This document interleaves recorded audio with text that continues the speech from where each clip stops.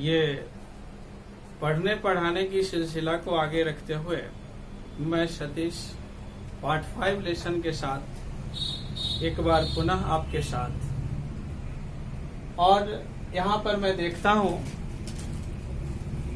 कि इस part 5 lesson के साथ मैं क्या लेकर के आया हूँ। चलिए मिलते हैं, देखते हैं। कल मैं यहाँ पर चलते चलते एक सवाल रह गया था जिसे पूरा नहीं कर पाया था कि आप मैन ड्रेस यूज करोगे कि मेल ड्रेस यूज करोगे। मैंने कहा था कि मैन और वुमेन शब्द का यूज तब करना है जब हमें दर्शाना हो किसी की जॉब को या टाइटल को या प्रोफेशन को, तो ऐसी परिस्थिति में हम मैन या वुमेन का यूज करते हैं। इसके सिवा यदि किसी की कैरेक्टर को बताना हो, उसके कैरेक्टरिस्टिक गुण को बताना हो, उसकी चारित्रिक गुण को बताना हो, तो चारित्रिक गुण किसी का क्या हो सकता है?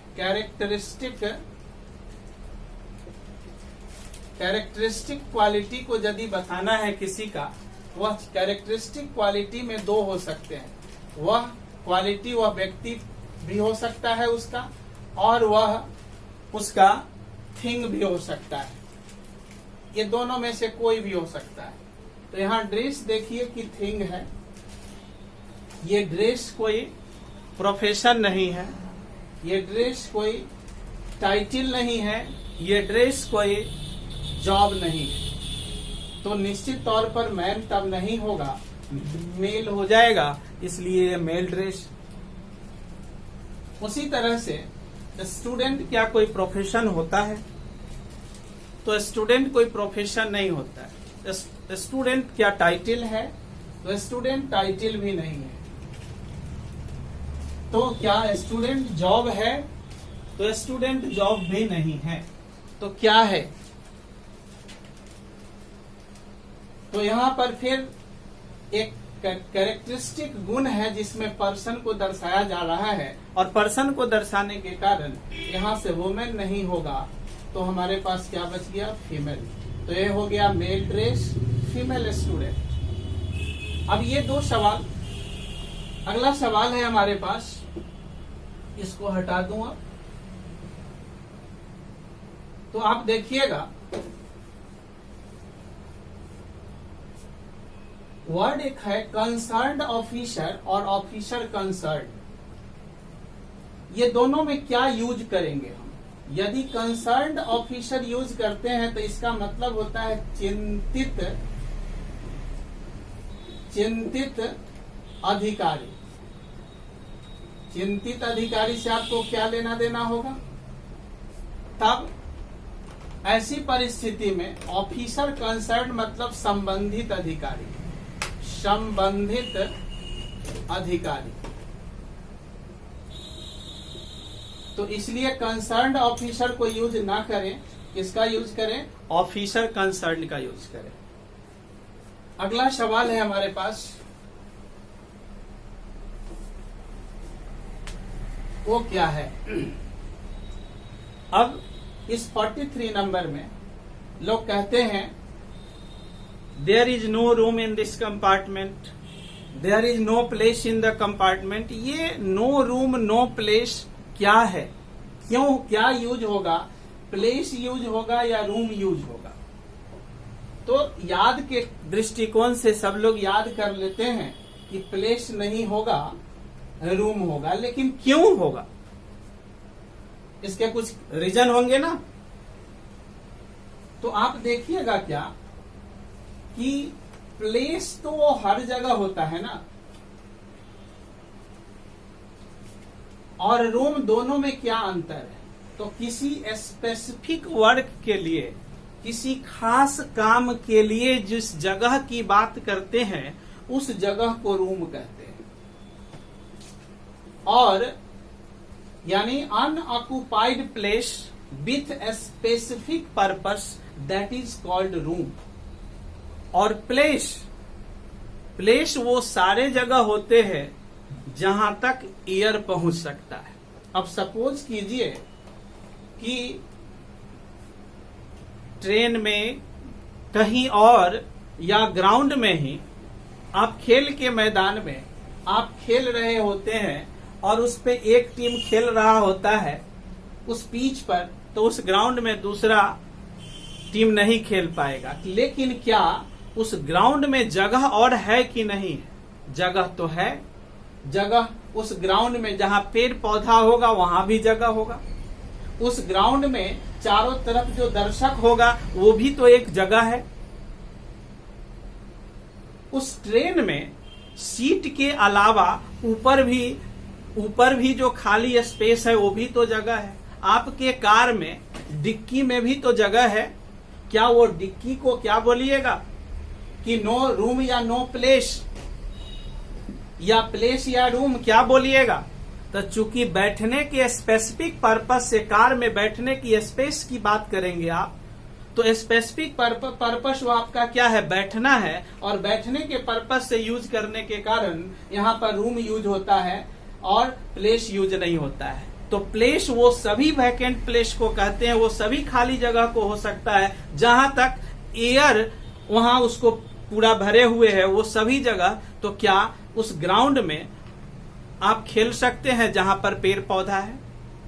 क्या आप उस ट्रेन में जहां पर बैठने के अलावा ऊपर में खड़ा हो सकते हैं? क्या ऊपर में बैठ सकते हैं? क्या उस सारे जगहों को प्लेस कहते हैं। लेकिन हमको बैठने का स्पेसिफिक पर्पस यूज करना होता है, इसलिए रूम की चर्चा करते हैं। तो रूम क्या हुआ? वो खाली जगह जो अनऑक्युपाइड प्लेस होता है, जो यूज्ड फॉर स्पेसिफिक पर्पस के लिए किया जाता है। इसलिए रूम इन दिस कंपार्टमेंट होगा, प्लेस इन दिस कंपार्टमेंट नहीं होगा। नेक्स्ट है, अब देखते हैं रन फास्ट या फास्टली। ये इंग्लिश के लिटरेचर में फास्टली नाम का ऐसे स्पेलिंग का कोई शब्द नहीं होता है। वर्ड क्या होता है? ये ग्रुप ऑफ लेटर्स या अरेंजमेंट ऑफ लेटर्स जिसका विथ मीनिंग होता है, विदाउट मीनिंग नहीं होता है। तो एक तो फास्टली नाम के जैसे स्पेलिंग पूरे डिक्शनरी के पूरे लिटरेचर में कहीं नहीं मिलेगा। तो कभी भी फास्टली शब्द का यूज न करें, हमेशा फास्ट होता है। Next, the horse is fast या फास्टली। तो यहां पर फिर फास्टली नहीं होगा और यहां बच गया क्या? फास्ट। अब सवाल है, ये दो जगह लिखने का हमारा क्या उद्देश्य था? ये 44 में ही रन्स फास्ट है और द हॉर्स इज फास्ट है। यहां बताना ये चाह रहे थे कि जो वर्ब को मॉडिफाई करता है वो एडवर्ब होता है। तो यहाँ रन को मॉडिफाई कर रहा है, इसलिए ये फास्ट किसका काम कर रहा है? ये एडवर्ब का काम कर रहा है। और यहाँ दी हॉर्स किसको, ये हॉर्स को फास्ट शब्द हॉर्स के लिए आया है कि तेज कौन है? तो हॉर्स है। इसलिए नाउन के बारे में जो बता रहा है, इसलिए यहाँ पर फास्ट क्या है? एडजेक्टिव का काम कर रहा है। तो ये दो सेंटेंस जब हम लिखना चाह रहे थे तो हम ये बताना चाह रहे थे कि एक जगह फास्ट हमारा एडवर्ब है तो दूसरे जगह फास्ट हमारा क्या है? दूसरे जगह फास्ट हमारा एडजेक्टिव है। क्लियर है यहां तक? नेक्स्ट है कि अमूमन बोलचाल की भाषा में लिखने पढ़ने में गलतियां हो जाया करता है। लोग कहते हैं ना ये नेवरर्स है, ये नेवरर्स है। ये नेवरर्स ऐसे कोई स्पेलिंग नहीं होते हैं, नेवर्स होते हैं। नेवरर्स ये प्लुरल बोलने में थोड़ा सा गलती हो जाया करता है, इसलिए नेवरर्स शब्द का कोई यूज ना होता है। इस तरह का कोई स्पेलिंग नहीं होता है। नेवर्स शब्द का यूज करें, ये सही है और ये गलत है। उसी तरह से बड़े बड़े थोड़ी सी गलती कर लेते हैं, क्योंकि कॉमन मिस्टेक इसी को कहते हैं। ये सामान्य गलतियां हो जाता आता है, ऐसा नहीं कि आपको नहीं आता है, लेकिन उस समय ये ध्यान नहीं देते हैं कि आपको क्या हो गया है और ऐसा क्यों गलती हो गए हैं। तो उसी तरह से लेक्चररशिप नाम का कोई शब्द नहीं होता है, लेक्चरशिप होता है। इसलिए लेक्चररशिप को हटा दें, लेक्चरशिप यूज किया करें। तो इसी जगह एक सवाल और मुझे याद आ गया है कि मैं यदि कहूं कि बोलचाल के भाषा में लोग कहते क्या है, ब्लंडर मिस्टेक हो गया है। ये हमको लगता है क्या कि जो लोग पढ़े लिखे हैं वो भी बोलते हैं, और जो नहीं पढ़े लिखे हैं, क्योंकि भाषा का प्रयोग सुनने से हो जाता है ना, तो जो सुनने वाले लोग हैं, जो पढ़ने नहीं आता है, वो लोग भी, उनका भी मैंने सुना है कि वो बोलते हुए कि ब्लंडर मिस्टेक है। ये ब्लंडर मिस्टेक नाम का कोई शब्द नहीं होता है। ये ब्लंडर क्या होता है? ब्लंडर ऐसी भूल होती है जिसे आप यह कहें कि अक्षम्य अपराध होता है। वो ऐसी अपराध जिस अपराध को माफ नहीं किया जा सकती, उसके लिए आपको भुक्तभोगी, आपको एक्यूज्ड होना पड़ेगा, उसके लिए पनिशमेंट होगा आपको। दैट इज कॉल्ड ब्लंडर होता है। और मिस्टेक वो भूल होती है, मिस्टेक वो छोटी सी भूल है जिस भूल के लिए आपको कोई दंड नहीं मिलने का प्रावधान है। यह क्षम्य अपराध है, इसमें आपको सजा नहीं मिलेंगे। ये एक सिर्फ थोड़ी सी क्या कहा जाए, एक हिदायत होगा, उसको उसके तहत बोला जाता है। तो एक तरफ अक्षम्य अपराध और दूसरे तरफ क्षम्य अपराध, दोनों एक साथ नहीं हो सकता। सपोज कीजिए बाघ और बकरी एक ही घाट पर पानी नहीं पी सकता है, इसलिए ब्लंडर बोलिए और नहीं तो मिस्टेक बोलिए, दोनों एक साथ कभी ना बोले। या तो ब्लंडर बोलिएगा या मिस्टेक बोलिएगा, या ब्लंडर मिस्टेक शब्द एक साथ ना यूज करें। आज के बाद ध्यान रखिएगा जरा। नेक्स्ट आगे बढ़ते हैं।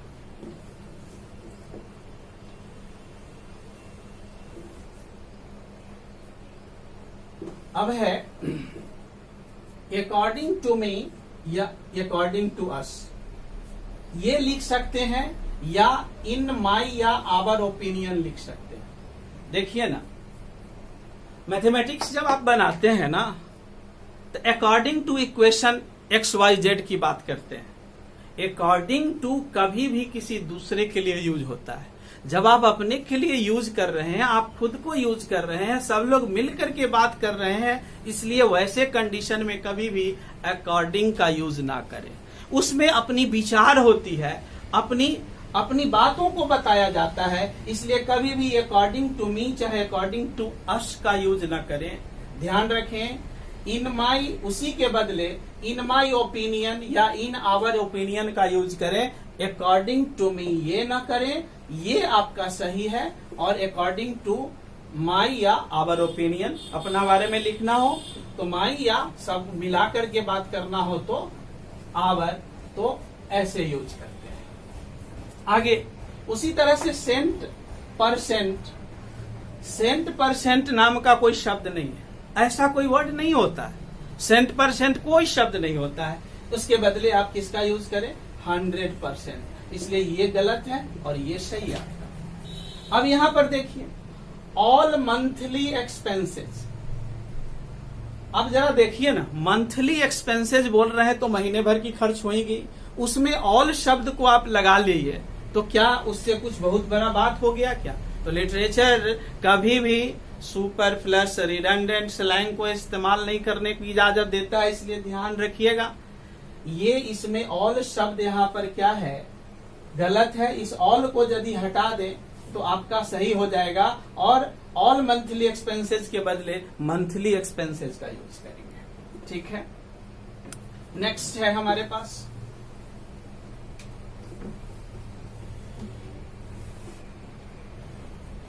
For a short period of time. अब देखते चलिए, for a short period of time, जो पीरियड है वही टाइम है। या तो पीरियड यूज होगा नहीं तो टाइम यूज होगा, दोनों तो टाइम को ही बता रहे हैं, तो फिर तो यहाँ क्या हो रहा है? रिडंडेंट का इस्तेमाल हो रहा है ना। ये पीरियड है आपका, पीरियड।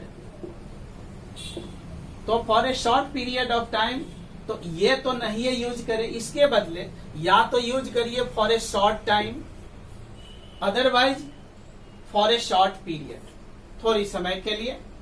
तो ये पीरियड या टाइम में से किसी एक का यूज करें, तो या तो for a short time use करें या for a short period use करें। For a short period of time एक साथ यूज ना करें, यह रिडंडेंट है। उसी तरह से क्वाइट और ऑल दोनों एक ही शब्द है, या तो क्वाइट यूज करें नहीं तो ऑल यूज करेंगे। तो जब क्वाइट शब्द आ गया तो ऑल कमजोर पड़ जाता है, इसलिए क्वाइट के बाद ऑल का यूज नहीं करें, सिर्फ क्वाइट का यूज करें। नेक्स्ट, आगे अमूमन बोलचाल की भाषा में बोलते रहते हैं टीचिंग लाइन। आप क्या टीचिंग लाइन में है? टीचिंग लाइन नहीं होता है कोई शब्द। टीचिंग एक क्या है? प्रोफेशन है ना। टीचिंग क्या है? एक पेशा है। इस पेशा को लाइन से आप कैसे जोड़ दीजिएगा? ये कोई चलने की रास्ता तरीका है कि इस डायरेक्शन से होकर के आपको चलना है? ये प्रोफेशन की बात करता है, इसलिए टीचिंग लाइन कोई शब्द नहीं होता। हमेशा इसके बदले आप किसका यूज करें? टीचिंग प्रोफेशन का यूज करें। अब अगले सवाल में मैं यहां पहुंच रहा हूं। देखिए, कावर्ड मैन और कावर्ड, देख कावर्ड इसका अर्थ ही होता है कायर आदमी।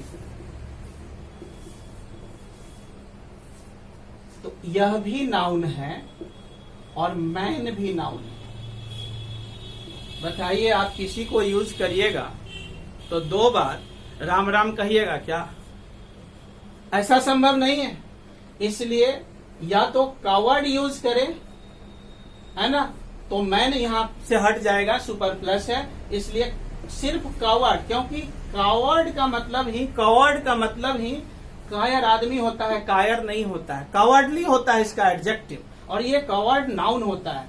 तो आप इसका यूज करें, कावर्ड मैन का यूज ना करें। आगे देखते हैं जरा।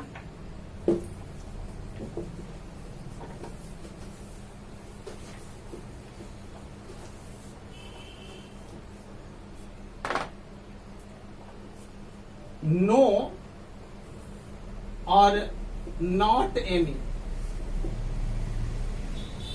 What's the difference between no and not any? क्या है?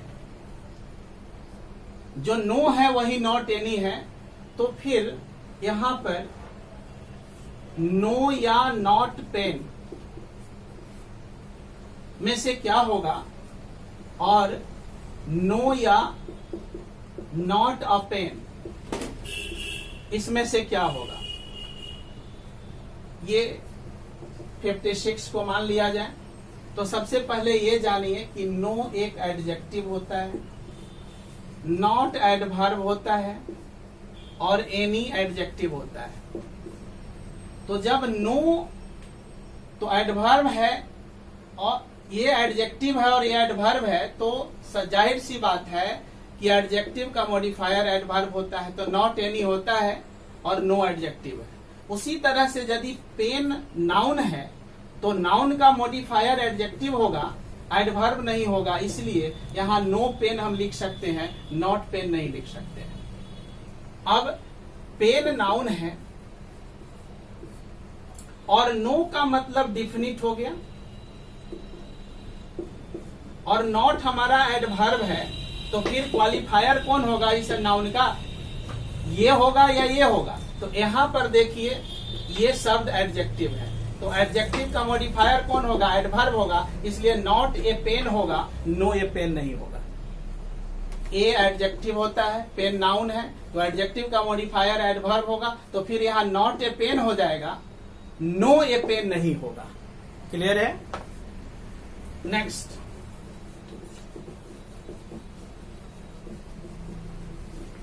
तो फिर हम यदि कहते हैं, सवाल हमारा है no equal to not any क्यों होता है? इसलिए होता है, तो यहीं पर हम यदि कहें कि नो एनी पेन, ये गलत क्यों हो गया? तो देखिए, ये पेन नाउन है और एनी एडजेक्टिव है और ये भी एडजेक्टिव है, और नो और एनी एक ही ग्रुप का एडजेक्टिव है। नो का मतलब क्या हो गया? इसका डिफिनिट हो गया, ये डिफिनिट एडजेक्टिव, और एनी इनडिफिनिट एडजेक्टिव। तो डिफिनिट और इनडिफिनिट एक के साथ नहीं यूज कर सकते। सपोज कीजिए आर्टिकल यूज करते हैं तो दी और ए एक ही साथ यूज करते हैं क्या? या तो आप नो यूज करिए, नहीं तो एनी यूज करिए, दोनों एक साथ यूज नहीं करें, तो फिर दोनों एक ही तरह का एडजेक्टिव आप एक ही जगह यूज नहीं कर सकते, तो इसके बदले नो एनी पेन गलत हो जाता है और क्या सही हो जाता है, नॉट एनी पेन। वो कैसे, तो यह नाउन है, ये एडजेक्टिव है और यह एडवर्ब है। अब क्या हुआ कि पेन को क्वालिफाई करने के लिए एनी आया और एनी को क्वालिफाई करने के लिए एडवर्ब आया, तो पेन नाउन के लिए एडजेक्टिव आया और एडजेक्टिव के लिए एडवर्ब आ गया। इसी तरह की जानकारी के लिए हमारे साथ बने रहें और हमारे YouTube चैनल को लाइक, शेयर और सब्सक्राइब करें। साथ ही कमेंट्स करना ना भूलें।